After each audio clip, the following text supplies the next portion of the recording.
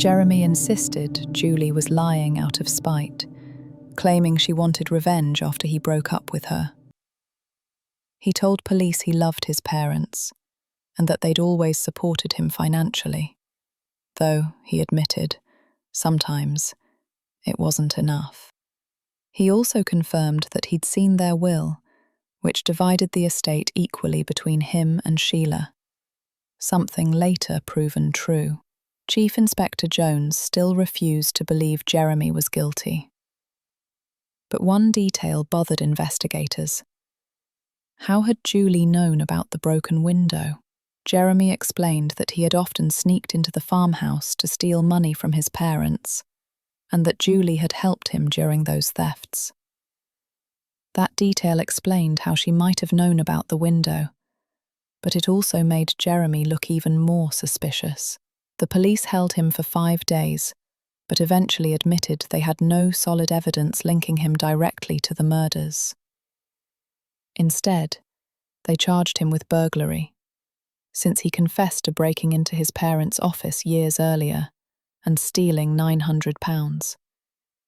He was released on bail, but placed under surveillance.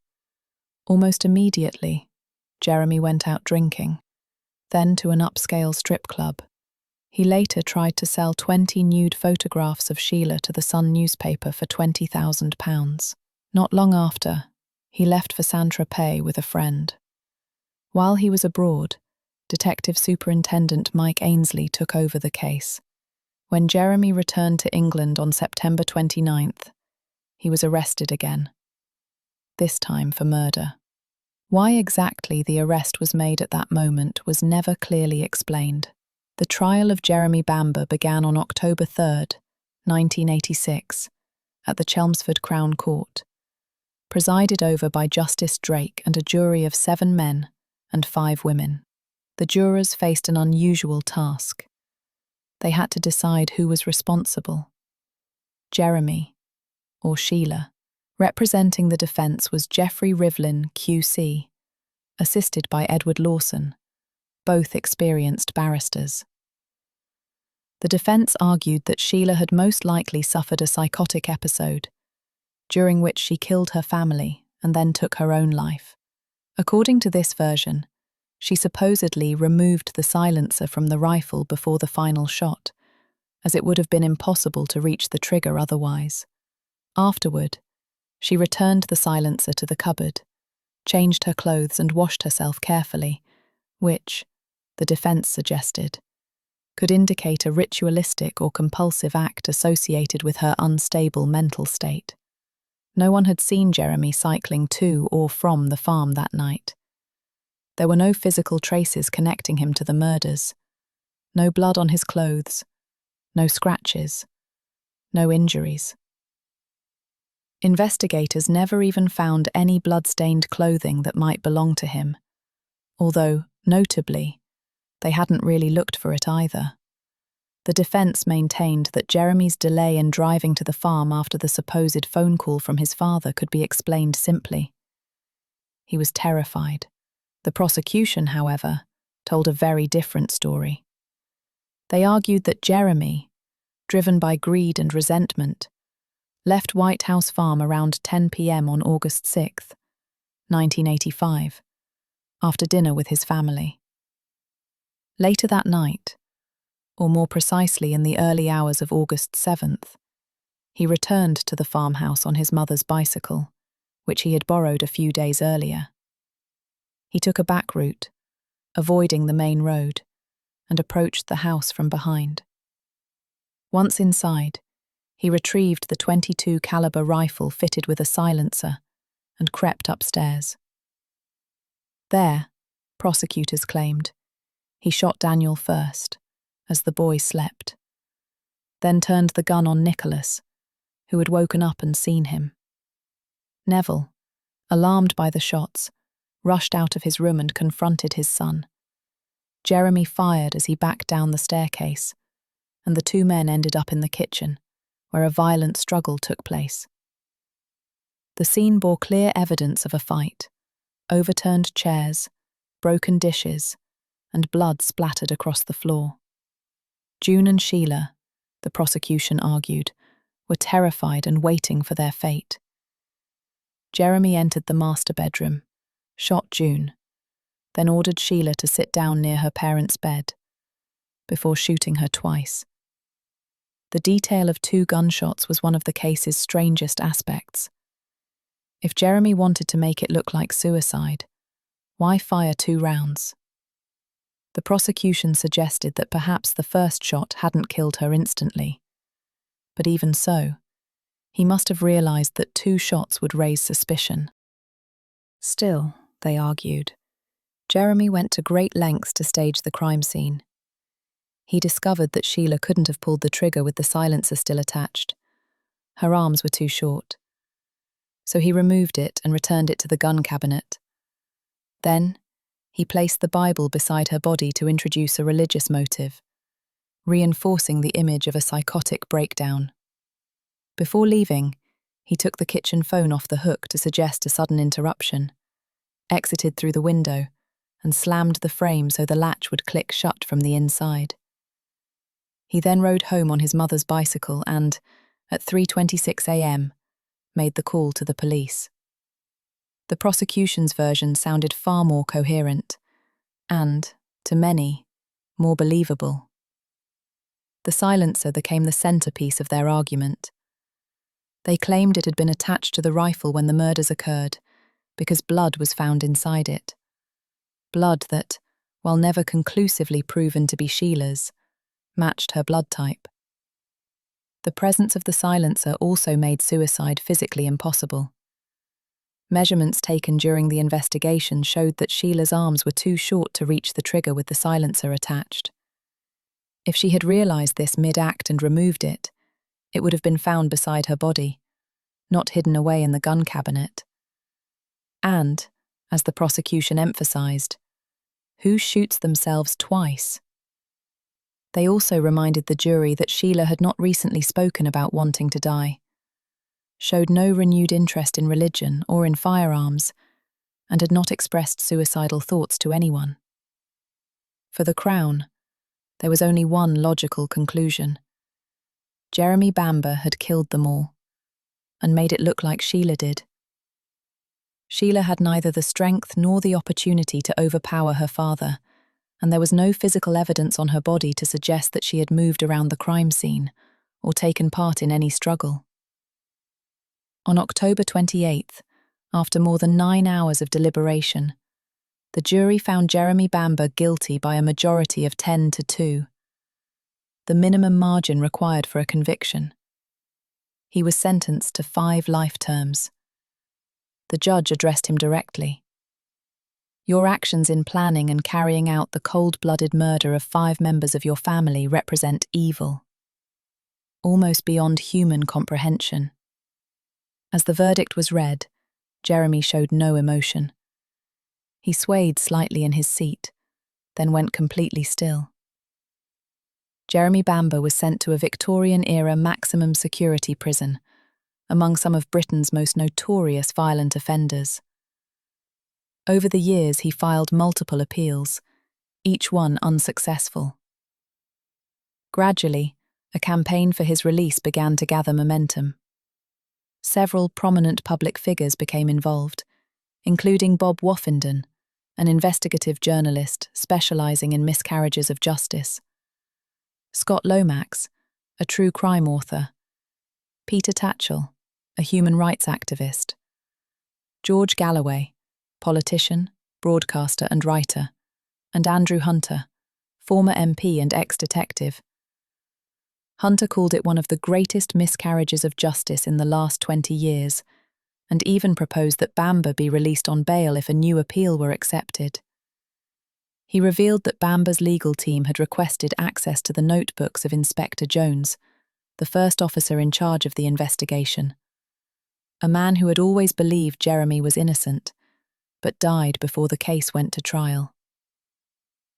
The lawyers also sought the coroner's findings, audio recordings of all radio and phone transmissions from White House Farm that night, crime scene descriptions, video footage, the original communication logs, and the incident report.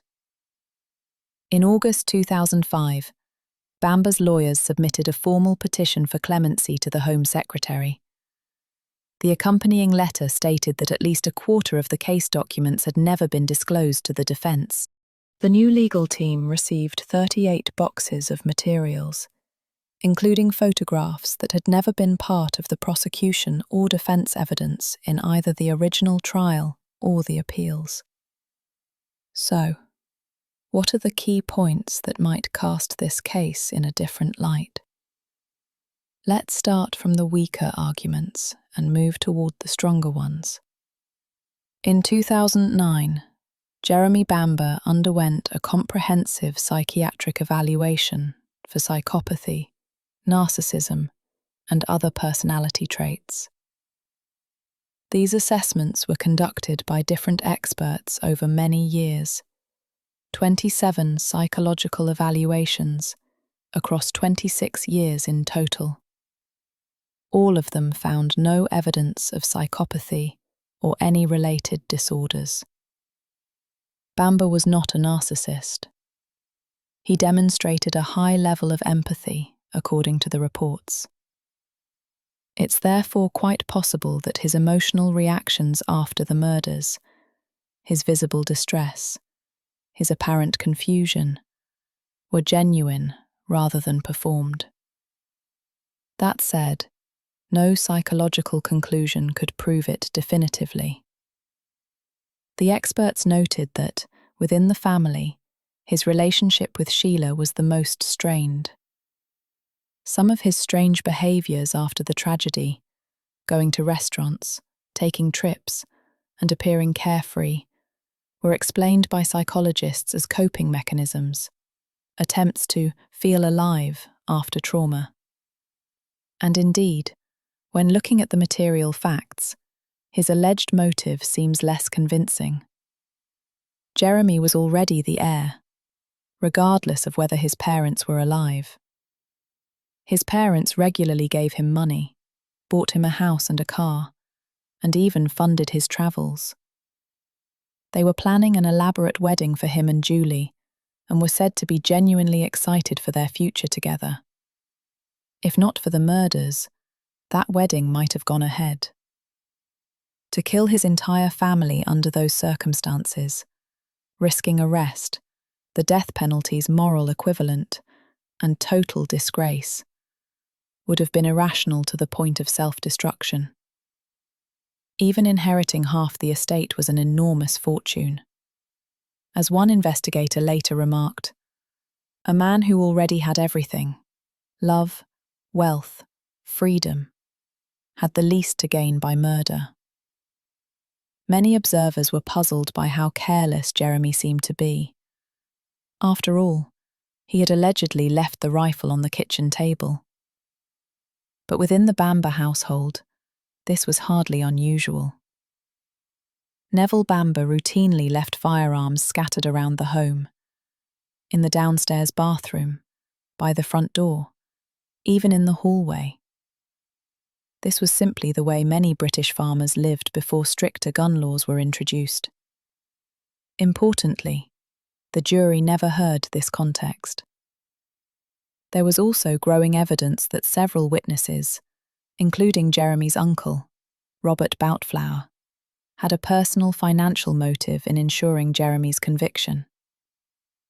If Jeremy were found guilty, Robert and other relatives would inherit the Bamberg estate, something that would never have happened otherwise. Robert had long described his nephew as lazy and spoiled, and he resented that the young man was set to inherit everything, while he, as Neville's business partner, would be left with nothing.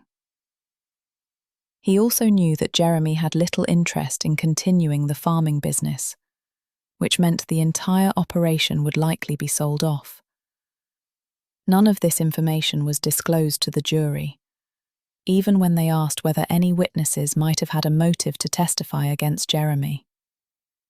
And crucially, it was these very relatives, not the police, who discovered the silencer. The cabinet where it was later found had already been searched and documented by police. that the key piece of evidence emerged only days later and in the hands of family members should have raised serious doubts. Nevertheless, the majority of jurors accepted the prosecution's version. The defense later commissioned a forensic photography report by Peter Southurst, a respected British crime scene imaging expert. In his January 17, 2010 analysis, Southurst reviewed negatives taken of the kitchen both on the day of the murders and in the weeks following. He concluded that the scratches on the red-painted mantel shelf, which the prosecution had claimed were caused during the supposed kitchen struggle, when the silencer struck the ledge, actually appeared after the original crime scene photographs were taken. The prosecution had argued that the paint fragments inside the silencer matched the red paint on the mantelpiece, proof that the silencer had been attached to the rifle during the murders. But Southurst's findings suggested otherwise. The marks simply did not exist in the earliest photos. They were only visible in images taken on September 10, 1985, 34 days after the murders. Why the marks suddenly appeared later remains unexplained. And again, this was never presented to the court. Then there was Julie Mugford, Jeremy's former fiancée, whose dramatic testimony had sealed his fate. Her story was intricate, detailed, and, as later revealed, profitable. It turned out that a tabloid newspaper had fed her information and promised a front-page exclusive.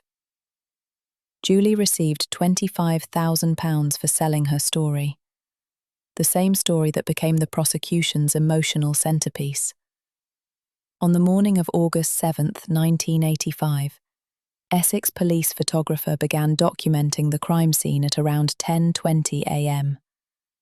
His images showed Sheila's body in the master bedroom, apparently with 2 gunshot wounds to the neck. Pathologist Professor Peter Venezis, later to become one of the UK's leading forensic specialists, stated that while double gunshot suicides were rare, they were not impossible. The first bullet, he said, might not have been fatal. It had lodged in the soft tissues of the neck, giving her time to fire a second shot. But later documents would cast serious doubt on this narrative. At 8:13 a.m., before the official photographs were taken, Chief Superintendent Harris, Divisional Commander, and Chief Inspector Gibbons both saw Sheila's body in her parents' bedroom. Harris later described what he saw. Beside Mrs. Caffell's body lay a .22 rifle, the barrel resting just below a single entry wound beneath her chin. Inspector Gibbons made similar notes. A young woman with a wound to the throat. Both men were seasoned officers. It's highly unlikely they would have miscounted something as critical as the number of gunshot wounds. At 8:25 a.m., Police Surgeon Dr. Ian Craig entered the room. In his official statement from that same day, he wrote that Sheila had 1 apparent gunshot wound to the throat. When re-interviewed in 1986, Dr. Craig confirmed to senior investigator Inspector Dickinson, "At that time, I saw only 1 gunshot wound."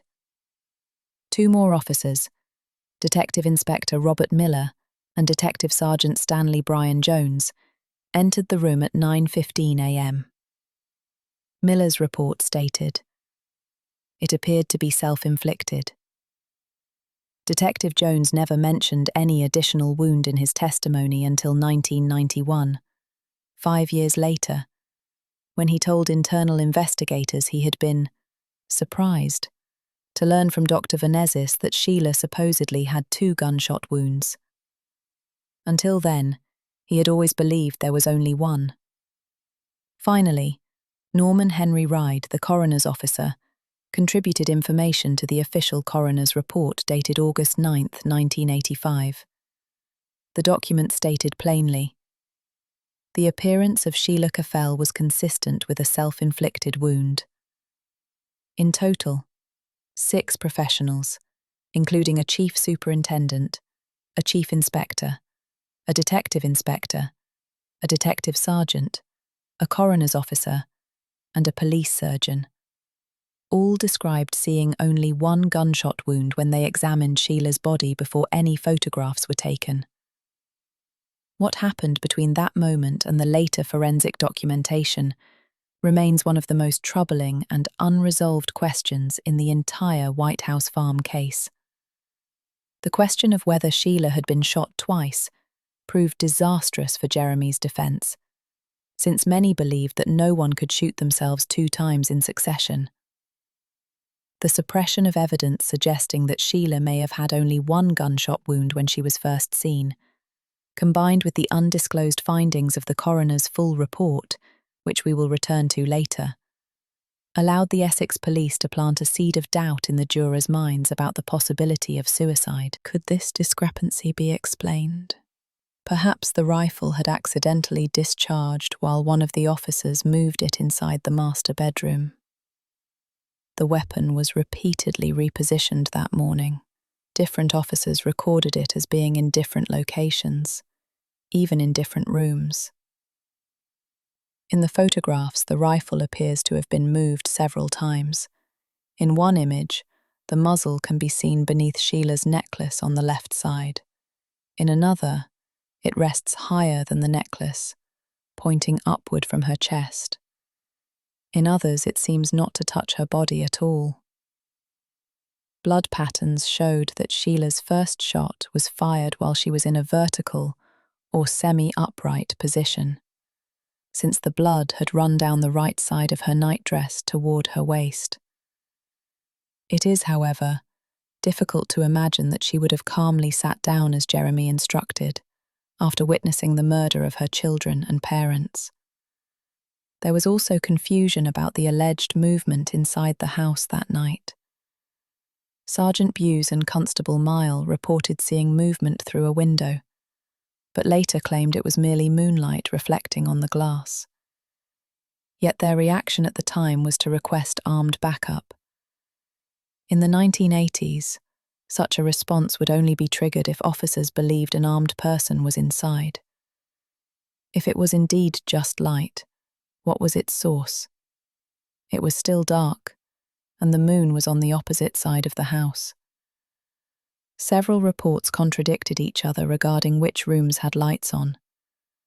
Some indicated that the lights had been switched on and off at different times, a detail consistent with the possibility that Sheila Caffell was still alive while the police waited outside.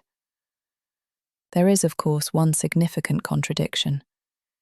If Sheila had indeed still been alive, the officers outside would likely have heard the fatal gunshot.